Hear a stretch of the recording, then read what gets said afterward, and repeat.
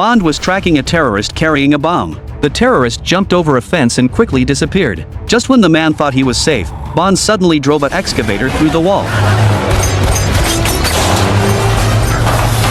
With no other choice, the man scrambled up onto the elevated scaffolding. The man then leaped onto a crane and climbed up a rope. Bond had no intention of letting him go and also jumped onto the crane. To catch up to the man, he kicked the switch, and the heavy object tied to the crane dropped, causing him to ascend with the crane.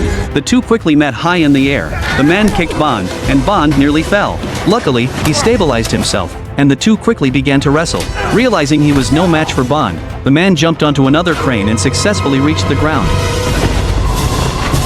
Bond followed close behind, but he was not so lucky and nearly lost his life.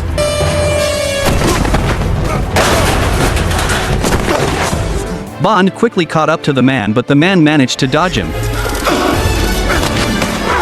Soon, the man escaped right under Bond's nose into his country's embassy. The man thought he was safe, but Bond climbed onto a small truck and jumped directly into the embassy's backyard.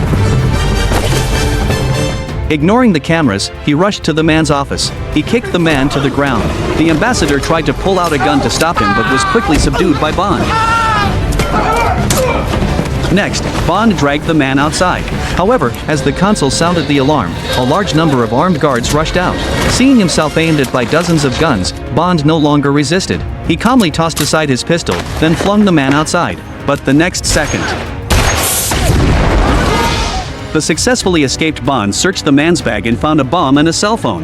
It was this cell phone that would draw Bond into an even larger conspiracy.